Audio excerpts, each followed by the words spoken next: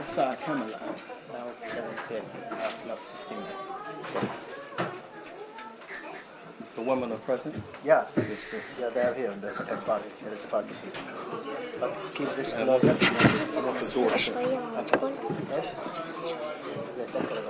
Yeah, you can look. I would like to ask the people if they could, inshallah, tabarak wa ta'ala, keep the door shut, the noise volume, and if the people can hold their outburst or questions until the end. I'm going to try to do it where I can have some time for question and answers as well, inshallah, for feedback. Barakallahu feek. Alhamdulillah Rabbil Alameen. وصلى الله وسلم وبارك على رسوله الكريم وعلى آله وأصحابه وسلم تسليما كثيرا وأشهد أن لا إله إلا الله وحده لا شريك له وأشهد أن محمدا عبده ورسوله وبعد.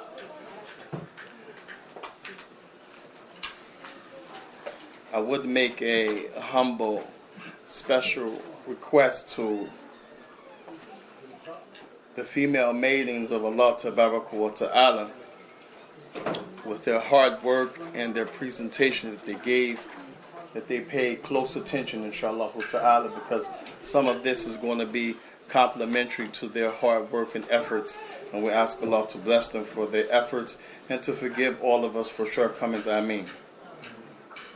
The second thing I would like to say is for our brothers, may Allah bless them, if they could hold any questions, inshallah, until the end, inshallah, because I know people have questions or comments within Allah Tabaraka wa Ta'ala. And that the most important point is how we end. As everyone has a beginning, but we know from the deen of Allah Tabaraka wa Ta'ala, it's how you end is the big issue, so we hope to have a good ending with this conference, inshallah ta'ala. I want to thank everyone that participated, male and female. وَنَسَلَ اللَّهُ سُبْحَانَهُ وَتَعَالَى أَنْ يُبَارِكَ فِيكُمْ جَمِيعًا. Allah bless you all. And sometimes we say we want to thank the brothers, but we want to thank both the brothers and the sisters and the children. وَبَارَكَ اللَّهُ فِيكُمْ. The first point that I want to comment about is the Hadith of Jibreel. The Hadith of Jibreel, which is in the Bukhari and Muslim, famous Hadith. And this hadith that she mentioned, the three parts, Islam, Iman, Ihsan, this is true that some scholars, they do mention that the Islam is external, shows external, as the Shahada is something that you say, and the Salat is something that you do and you see, and the rest of the things follow in that manner. But we have to say there are not just external, they're internal as well. And we understand this from the surah called Suratul Munafiqeen, where Allah subhanahu wa ta'ala mentioned about those that were outwardly Muslim in Medina at that time, fraudulently, meaning they outwardly showed Islam. They said the Shahada and they prayed and they claimed they believed in Allah and His Messenger, but Allah said, Wallahu yashhad innal munafiqina lakathibun, and that Allah, and then He emphasized in this verse, which is encouragement for the sisters to learn the Arabic language, barakallahu fikum, along with the brothers, because you don't get this in English. Allah emphasized more than two ways in this verse that those people were fraudulent in their shahada. While they used to make it, and they said, Nashhad innaka la Rasulullah, they said, we bear witness, indeed you're the messenger. And in the end, Allah rebutted them by saying, Allah bears witness that indeed they are, meaning those hypocrites, they are liars. So your Islam, that person is right, but there's some critiquing to it. We don't want to say respectfully wrong, because people, they get a little testy and, he said the person was wrong. But there's only two ways in the religion, what's right and what's wrong. And if someone sincerely makes a mistake, as me myself, I make mistakes a lot, but it's sincere. I'm not trying to lead the person astray, not trying to do evil. So inshallah, I get one reward. We hope for that sheikh or that speaker or that ustad, he gets one reward. But your Islam, that part of the hadith it's internal and external. Because this is one of the proofs. If you make shahada by tongue, but you don't believe in it, yani khalas, you have no shahada. That's where iman comes in. Barakallahu fik. Isma kalami ya binti, jazakumullah khairan. You listen to someone who spent 10 years in the mountains with diarrhea, malaria, typhoid. I'm a specialist in this in the eyes of what we're talking about. Like you said, you only presented something, now it's my turn. Jazakumullah khairan. And your Islam is outwardly and inwardly. Whoever tells you it's only external, فَهَذَا لَيْسَ بِصَحِيح. This is not correct. Just like your salah. You can't just pray and move. They have something called hadurul qalb, meaning your heart has to be in it. So this is inwardly and outwardly. And you also have iman. Some of the hadith the Prophet mentioned that are authentic, he describes actions as iman. Actions as iman. While the basic rule is that iman is internal, but guess what? That's interchangeable too. So they're both interchangeable. You can't have iman, barakallahu fikum, and don't do any actions. You have inwardly and outwardly even with iman. You see? So this is a glass of water for the one who's in the desert and he's thirsty. If he wants to drink, let him drink. Let him quench his thirst for knowledge. We're just critiquing because we want to be right. And there's no debate in that. If your Prophet explained that both Islam and Iman, yes, primarily Islam is outward and Iman is inward, but there's other hadith to show that they're both outward and inwardly. And Ihsan is the same thing, because part of Ihsan is Islam and Iman. And the scholars, they say, kullu muhsin mu'min wa laysa kullu mu'min muhsin. Everyone that reached the level of ihsan, he's still a believer. But not every believer is a muhsin, meaning he didn't reach the top. So it's all inclusive in some degrees and at some points. So never think the baseline is Islam is external, Iman is internal, and ihsan is bigger than that. That's the point I'm making. The second thing, barakallahu fikum, the issue of minority. We have to deal with that. Because I'm a minority. But wallahi, we deal with these issues because Islam says it, and not because, our backs up against the wall. Now everybody wants to talk about minorities. You know what I'm saying? No, it's not that we deal with this because it's dhulm. And not because I'm a minority, she's a minority, he's a minority. And some things with the other minorities, I'm black. But if someone is black and he's dealing with something against Islam, I can feel pity for him as a human being. But I can't back him as a minority. That's our religion, you see. So we have to be careful. And this is a beautiful thing about the religion. This has nothing to do with us and how we feel and what we're going. This is the deen. But there's a line that we can't cross. There's a line that we can't cross. And when you said so beautiful about nationalism, well, I just have to tell you, my people like nationalism in America. To be black and black power, we like that. But guess what? That's because of our experience in this country that we've been molded like that. Now, can we stay with that as Muslims? Nope. But a lot of Muslims would argue with me and say, you forgot where you came from. You black first. That's in the society's eyes. I'm always black. If they stop me, they're not going to say, oh, Mr. Ukasha Muhammad, he's Muslim. I'm going to use a blunt word. They're going to say he's a nigger. But in the sight of my Lord, guess what? I'm Muslim first. So there's lines when you talk about this issue of minority, and we're just speaking straight. So we can't get that involved where we cross those lines. We have to keep that in mind. And yeah, we feel for the minorities. Nobody should be harmed, minority or majority. This is Islam. The weak, the oppressed, it's a big issue in the religion, but we can't cross those lines in the sake and in the name of their minorities. The issue, wa barakallahu fikum, about what you think. Hadahallah wa saddada akhtahu. May Allah Azza wa Jal guide us all and guide whoever made this statement. Ya Saqadi or whoever. Wallahi, Allah Tabaraka wa Ta'ala is going to hold you accountable on the day of judgment for the things that you have in your heart. Allah is going to hold you accountable for the things that you have in your heart on the day of judgment. So when we talk about what you think, and many times, I get this from some of the Arabs, they say niyyah means what's in your mind. The word niyyah in Arabic is talking about what's in your mind, not your heart. But what did the Prophet ﷺ, he said? He said, Allah wa hiya mada? Qalb, the heart. So, and as some doctors have just uncovered, and we talked about this once before, Ibad Rahman, that they have discovered just what your messenger has said, that the heart has neutrons and those different things that it sends to the brain to make the brain react, and not the opposite. But we were taught from a scientific perspective, it's the brain that sends the signal to the heart. It's the other way around. So what does this all mean? This means that your heart is the primary central thing in your actions, in your belief, and on the day of judgment, Allah Azza wa Jal is going to ask you about what's in your heart. So this is inclusive about what you think.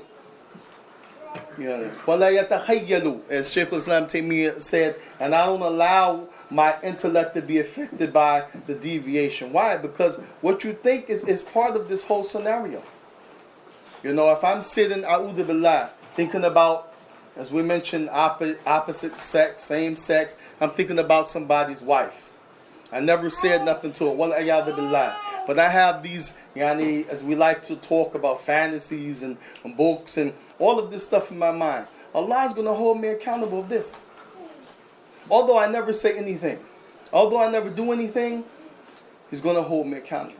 And one of the great scholars, Ibn Qayyim al-Jawziyah, he said, tadafi', madha tadafi', wasawis. If you get something that we say the whisper, but here this whisper really is what you imagine out of nowhere.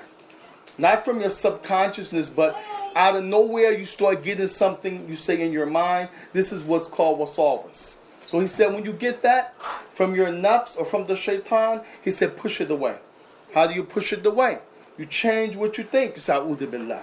Or you think about something different. You struggle with yourself. Why? He said فَإِلَّمْ يَدَافِعْ صَارَ فِكْرًا. Because if you don't push it away, it's going to become an idea.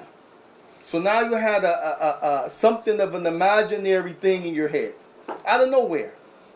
Girl, I don't know where that came from. It just popped in my head. So now you're thinking about this idea. He said if you don't push away the idea, Sara, Mada, Shahawat. It's going to become a desire. Now I got to do it. So now you got to figure out how to execute this thing.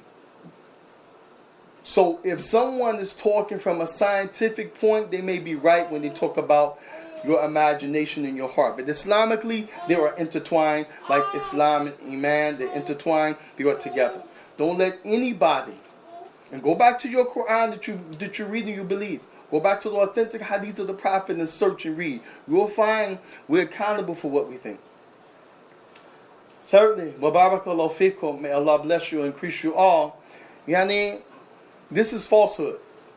And this is why people can say extreme or out of place or harsh, whatever labels they like to give. We have to be careful who we listen to. And that includes me. Be careful who you listen to. Know that person is recommended and legitimate for telling you what Allah said and the messenger, and they're not going to compromise. Because wallahi, this issue of the same sex, it's not all right to just think about the same sex. This is foreign from Islam. This is a Western, and I'm more Western than anybody in this room probably. Because my mother is from here, my grandparents are from here, I am from this country. But I'll have to say it. It's a Western concept. It didn't begin in America, by the way. That you have the freedom to like or imagine or do whatever you want. So subsequently, now you have imams that we may pray behind, that we may respect. Now they're coming out the closet and they're saying, thus it's okay to love who you like to love. You just can't marry the same sex because that's prohibited. But you can love another man and a lady can love another woman in the way that spouses love. A'udhu billahi min shaitanir rajim. This is khutuwat shaitan. This is leading you right to, the ultimate same-sex relationship. So it makes a difference. It makes a difference, you see. And wallahi, we will be questioned about what we imagine, what we feel. Even if we don't act, there's some strong texts in the religion, who will be held accountable. The issue of women. And I know we're in America, barakallahu fikum, in our jobs, in the school, on the bus, in the train, in the grocery store. And I'm, contrary to popular, I have to say, ghiba, popular backbiting, I'm a very outgoing person. If my neighbor's dog comes, guess what? For all the people in here that may hate dogs, the dog jumps on me and I rub him and he's happy when he sees me. My wife, the dog. Hi Chico, kif halik? Then I go wash my hands. Is that not outgoing? I don't go in my neighbor's house and sit down and eat like, probably we should as neighbors, but we're taking them food. When I see them, how you doing? How's the kids? Go and talk to the guy. Go to the lady's house. You need something. We heard somebody came through the window, broke in your house. That's awful.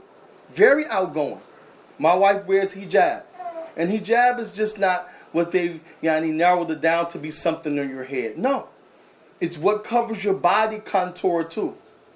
The shape of your beautiful body that every man will go bananas for. My wife covers that to the best of her ability. We go in banks. Hi, how are you doing? Hi, Imam. Oh, look, they're back, our favorite couple.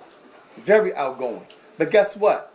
This is still the Islamic rule. We're not allowed to be in the company of one another, the way that Western society allows. And they have made us feel that if we say different, then women are slighted. Or that we're not respecting them, we're belittling them. While, wallahi, we have the highest case of adultery and fornication amongst the youth because of this concept. It's okay. So when you talk about in the masjid, this is true. Prophet didn't pray with a barrier. But what else did they say about the women in that time? What did they say about the messenger? They said that the Prophet, when he would pray, after he makes the taslim to the right and the left, he would not move, the narrations mention. He would stay facing the direction of prayer. Why? They said because the men knew that it was prohibited to stand or to talk or to move before the messenger. Therefore, the prophet would not move, giving the ladies a chance to get up and go out the door first so that people won't be brushing and bumping. Why? Because they had one door. And they said those ladies, if men were walking like we walk in the street and they had room, the women would purposely on their own get over more as to not bump into the men. So when we say that's extremism on the behalf of Aisha, Sauda, Salama, Atiyah, Habiba, who are considered our mothers, no. They understand the disease and the love that men have in their heart for women. They have said many times in history, if you want to bring down an army, do what? Send in a missile? No. Send in a cavalry? No. Send in a woman. Is this derogatory? No. It shows the power of a woman, the strength of a woman, the level of wits and intelligence, the jewels. It shows how Allah really created and blessed the female. But we've been taught by someone else who wants to dictate our jargons and how we think that it's the opposite. No. Wallah, if we could pray without the barrier and brothers won't look back like this, we would. Because it's closer to the sunnah. But our hearts are further diseased than the early generation. I guarantee you, people are going to be looking. And yeah, you might say, well, why? What's the problem? He's just looking. But it's prohibited for women and men to look like this, because you don't know what's in a person's heart, as you said. Maybe that person may lust after you, or next thing you know, now you have a love relationship. Your family is torn apart from a simple look. And this is where you can control it. When you're in the society You have to do the best you can. But in the masjid, you have the ability. And a lot of women really don't want to be with the men because they learned this part of Islam and they honor and cherish that part about the religion. And they don't take it as a slight or, something to make us unequal. We're not equal. We're equal as humans. But women don't have to pray a certain time of the month. That's not equal to a man. A man always have to pray. Certain time of the fast, the woman is not going fast. That's not equal. The woman can make however much money she want to make. And I know we're in America, but the man is supposed to take care of that woman. And there's a person who's on disability, and I don't have a whole lot of money. I take pride in taking care of my wife. If she gives me something from her money, alhamdulillah. But I take care of my wife. This is an Islamic injunction. Well, we think the woman just a piece of meat? No, you got to take care of her. Physically, morally, socially. I don't go upside her head. I don't talk to her all kind of ways. I take her advice. And so who can say now because she prays in the other room, I don't respect my wife? No, this is misconception. But I agree, we have to find a way to have more activities together as much as possible. But we have to stay as close, and I'm being very diplomatical, by the way. We have to stay as close to the true Islamic injunctions as possible with this. If not, we're going to be destroyed. We're going to be destroyed. And Allah Azza wa Jal command us to do that in His Messenger. No matter where we are, who we are, we have to stay as close to the Islamic injunctions as possible. If we do that, we will be successful. We will be successful. So inshallah tabarak wa ta'ala, there are many other points that I could talk about, but we had a long night. I heard some of the babies saying an hour ago, Mommy, I'm tired. So and wallahi, we appreciate the presentation. Me myself, I can speak for the people, but I don't deem because something was presented, this is the position you take or you support that. No, but I'm only giving a critique because you can't be influenced by what you hear and see. And this is from the Prophet ﷺ. He mentioned al-maru ala dini khalil fayanzur ila man ta'khudhu min. The person is on the way of the one who's close to him, his associate, his close friend. So look at what you take from that person. This is a reality for all of us. And we ask Allah tabaraka wa ta'ala to help us with these challenges, to increase us in iman and righteous deeds, to bless us to accept the truth and to avoid pitfalls when we know, and to accept from us as all of us are trying, and to keep us upon Siratul Mustaqim. وصلى الله وسلم وبارك على رسوله الكريم وعلى آله وأصحابه وسلم تسليما كثيرا والحمد لله رب العالمين. Any questions or corrections? I have a comment. As a member of the leadership team of this masjid, I appreciate both sides of what we're saying. Imam, thank you for clarifying much of what we have been listening to from the Islamic perspective. And I encourage us from an adult standpoint to interact with the youth and have more detailed, intimate conversations with them. These are obviously things that they deal with on a daily basis, yes, being in this society. I don't think we should leave this to a 1 hour session. No.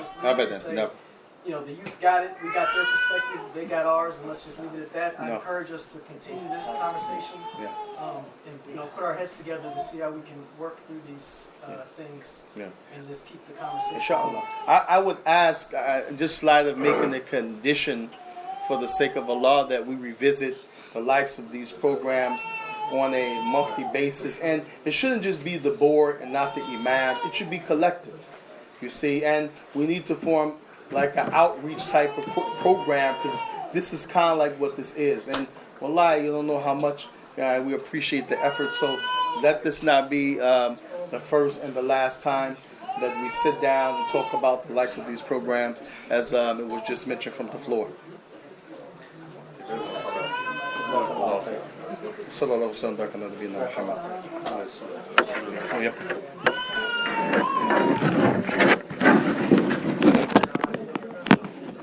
foot So the wire is around me. I'll hold that for you. Okay. Shut this one.